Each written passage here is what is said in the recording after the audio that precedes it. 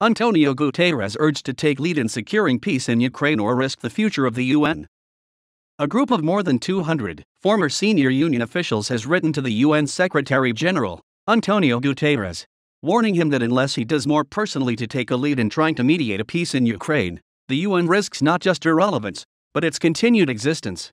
The former staff members, including many former UN undersecretaries, urged him to raise his profile and be prepared to take personal risks to secure peace, saying the UN is facing an existential threat due to the invasion of Ukraine by one of the 5 permanent members of the Security Council. What we and the broader public want to see, though, is a political UN presence and public engagement, in addition to the UN's notable humanitarian response to the Ukraine crisis. The authors said, "We want to see a clear strategy to re-establish peace, starting with a provisional ceasefire, and the use of the UN's capacity for good offices, mediation, and conflict resolution. That could include visits to the conflict-stricken areas, discussions with the opposing sides, even moving your own office temporarily to Europe, closer to the urgently needed negotiations and, thereby, indicating the UN's resolve to address this major crisis head-on." There has been concern that mediation in Ukraine has been undertaken by actors ranging from Turkey, France, Israel, and Austria. By contrast, during the Cuban Missile Crisis in 1961, the newly appointed Burmese UN Secretary-General, U Thant, played a major role in de-escalating and then mediating the conflict between Russia and the US.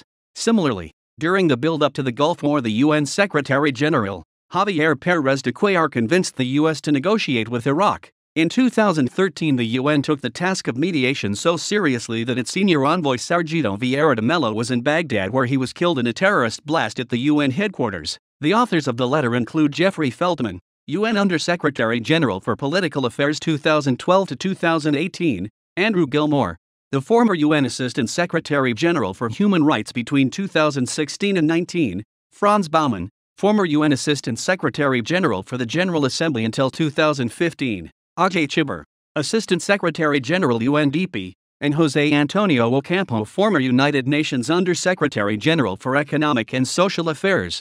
We have decided to raise our voice out of concern for the existential challenge that the United Nations is facing in this historic juncture. They write, "The Russian invasion of Ukraine severely undermines the post-World War II global order. It is the pinnacle of a series of threats to humanity's peace and security, shared prosperity, and respect for human rights that the UN embodies."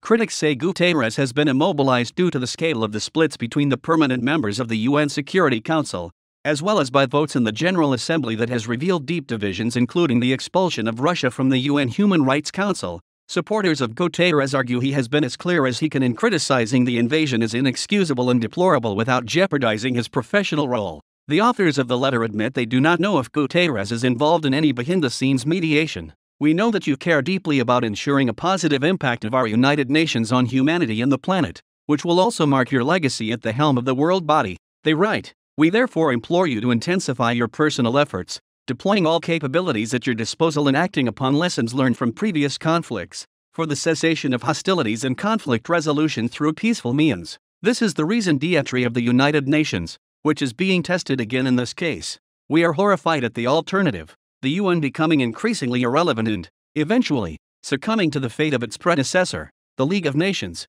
with the human losses and material destruction that went with it.